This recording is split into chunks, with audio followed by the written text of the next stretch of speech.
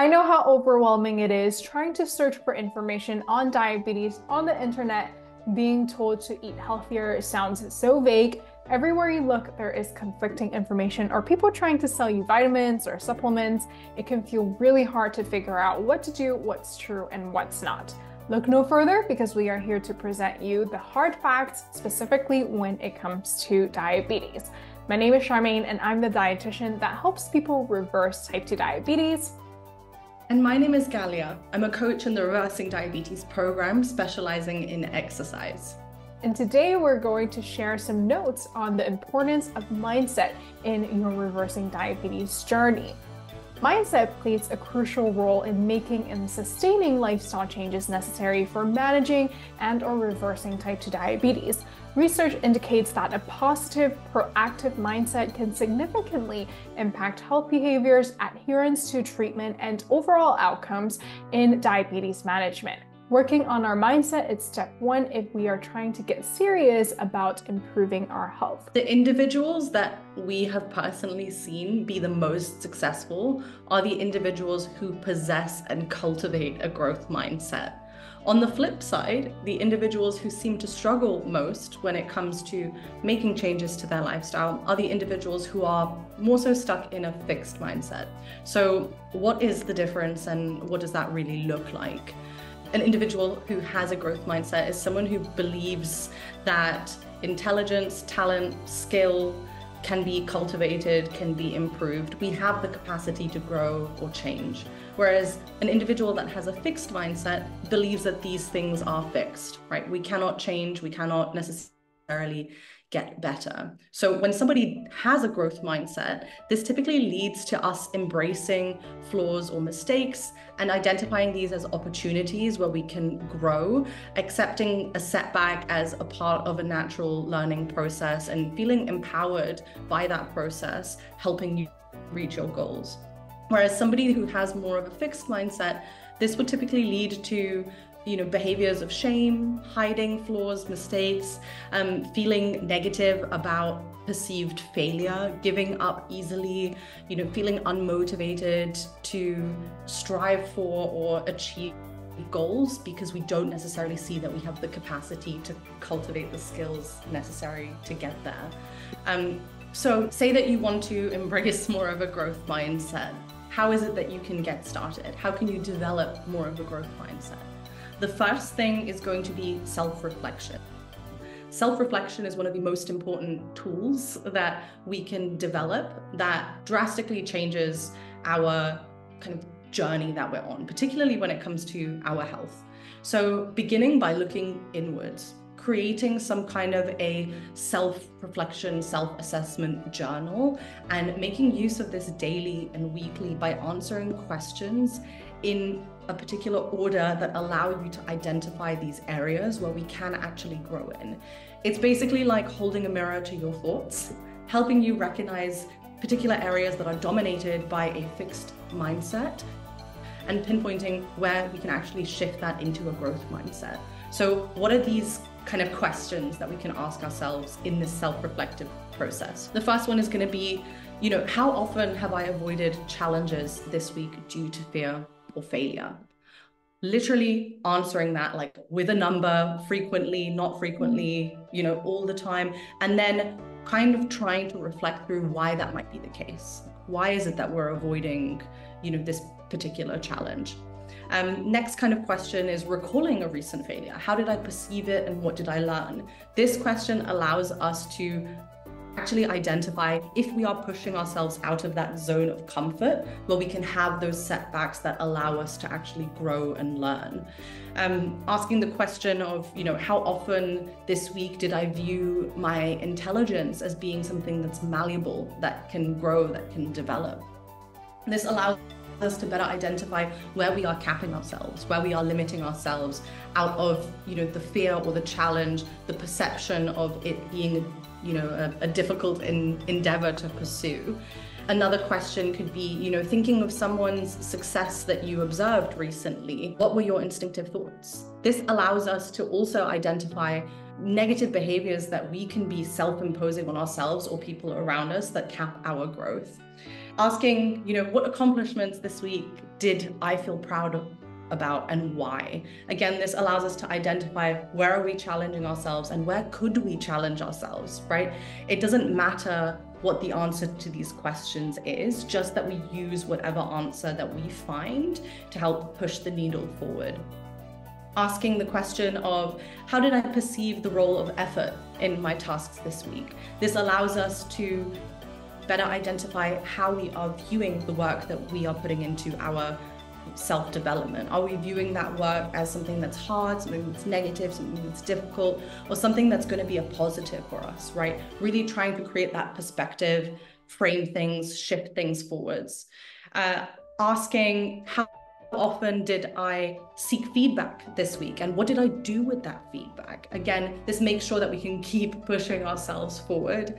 And then the last one is going to be to list out the challenges that we faced this past week, and how did we perceive those challenges? Asking all of these questions, or a series of these questions, like I said, is a self-reflective process that allows us to better kind of pinpoint what areas in our lives may be dominated by a fixed mindset, and where are those opportunities to actually shift that into a more proactive and growth mindset. I love that.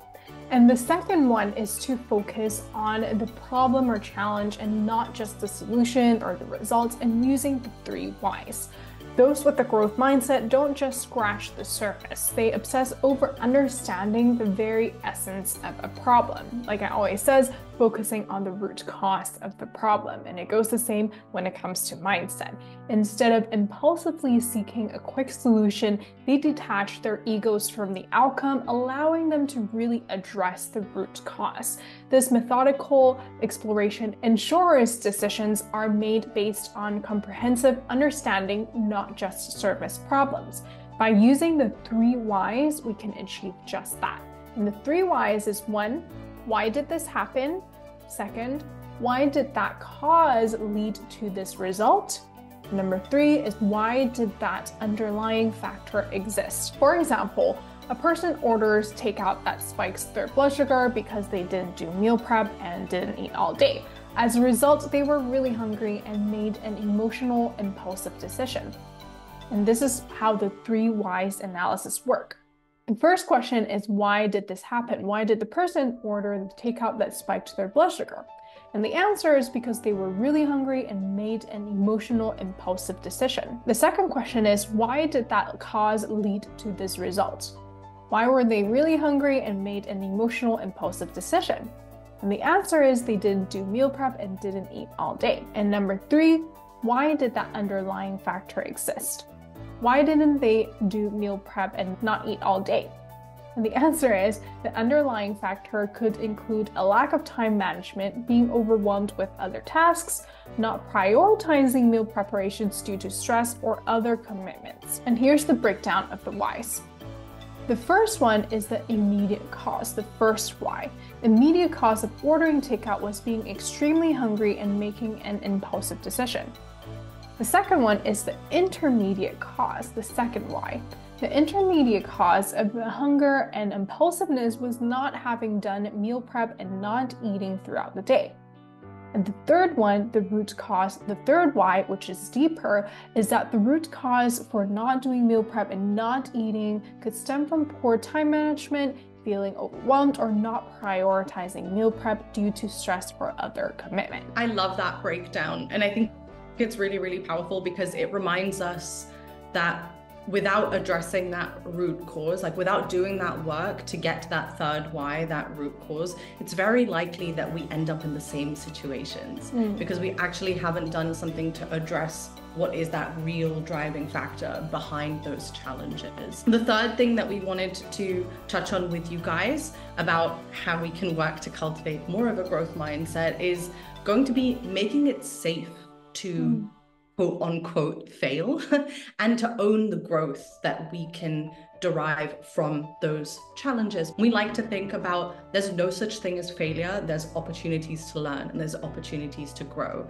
And if you have that mindset, we welcome those challenges because it presents us with those opportunities to keep moving forwards and getting better. So take the root cause problem or challenge that we define using, the 3 whys.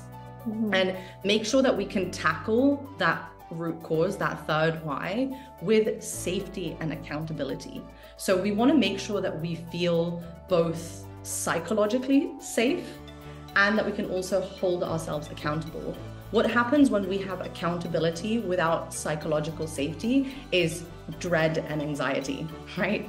We feel super, super anxious. We create this sense of overwhelm because we haven't put ourselves in a position to treat ourselves with kindness and compassion. So knowing that this comes from a place of love, working on these things and addressing these challenges, it's not anything negative and it's not a form of punishment. So asking ourselves, again, more questions are going to help us really make sure that we can make it safe to take these setbacks, learn from them, and keep moving forwards. Making sure that we're setting clear expectations. So do you clearly understand what is expected of you, or do you need further clarification? Say that you are working on, improving your pattern of eating. Do you have the necessary knowledge to effectively do that on your own? Are there gaps in your knowledge? Setting SMART goals. We talk about this a lot, but thinking through, are your goals, are they measurable? Are they achievable, relevant, and time-bound? Without having a quote-unquote SMART goal set, it can feel really challenging to actually build momentum behind, heading in the direction that you want to head in. Making sure that you're checking in with yourself regularly. So, reviewing your progress, reviewing your challenges. This is part of that daily kind of self-reflection, that self-reflective process that ensures that you are identifying those areas and opportunities to actually grow. Creating a feedback loop for yourself. So are you actively seeking and open to feedback for improvement, right? If somebody identifies something, are you going to be open and receptive to that comment, that suggestion, that guidance to help you keep moving forwards? And the last couple of things that we want to touch on here, making sure that we can own our mistakes. Do you acknowledge and learn from the mistakes that you make so that you can take that learning and make sure you're in a stronger position in the future? Being committed to that continuous learning. This is a continuous process. Are you dedicating the time to investing that in yourself and in this journey that you're on to ensure that you are actually moving forwards? And the last one, and the most important kind of thing, in my mind, is to make sure that you're celebrating those small wins, because those small wins ultimately compound, and they are the things that help you get to that big end goal that you might have in mind. So making sure that you take that time to actually recognize and celebrate, because that helps you build more momentum, and it feeds into that positive feedback loop where you're giving yourself credit where credit is really due. So ultimately, by following these 3 steps that we've kind of outlined here, that initial process of self-reflection, second of all, focusing on and identifying that challenge using the 3 whys, and last of all, making it safe for yourself to quote unquote fail and grow from those learning opportunities, you can actually really create an environment where you are able to hold yourselves accountable in a supportive, self-compassionate way that ultimately ensures both your personal growth, your professional growth, your growth in your health journey, whatever it is that you want to work on, it's going to allow you to get there in a much more healthy kind of way. I love that. And a lot of times, me and Galia see in our reversing diabetes system is that people who have growth mindsets are the most successful clients when they have the mindset to grow and improve.